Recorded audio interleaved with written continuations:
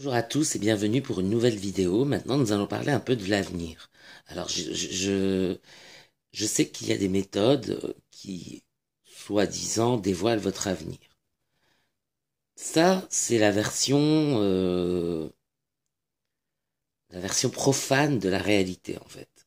Si vous voulez, quand on utilise un jeu de cartes, tarot, oracle, ou runes, ogam, si c'est pas des cartes, quoi,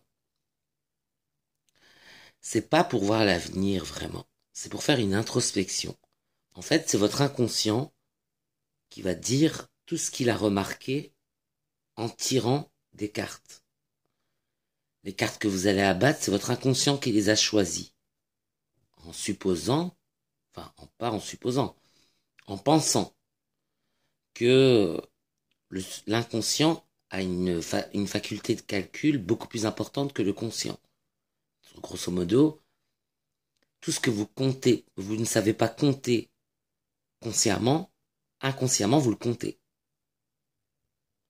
Donc, vous comptez beaucoup plus d'événements, de doutes, de certitudes, de preuves dans votre inconscient que consciemment.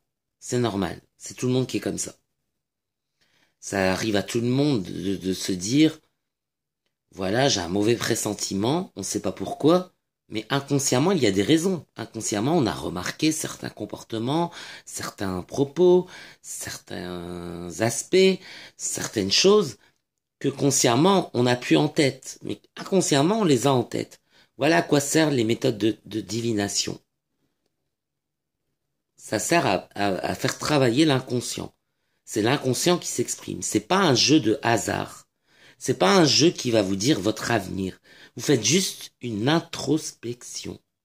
Une introspection de votre situation actuelle. Et avec l'introspection, bien sûr, on peut supposer l'évolution, c'est-à-dire faire une projection normale, logique, s'il n'y a pas d'événements imprévus qui viennent l'entraver. Mais c'est pas, il y a que Dieu qui peut voir l'avenir.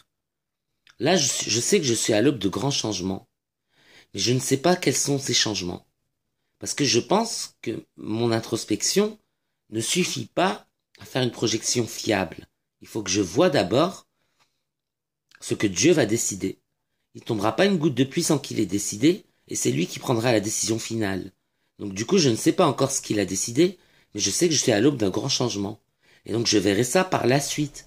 Mais quand j'utilise les méthodes de tarot, de divination, d'oracle et tout ça, je ne me dis pas que les résultats vont être forcément positifs ou négatifs. Il peut y avoir des imprévus, et c'est que une introspection.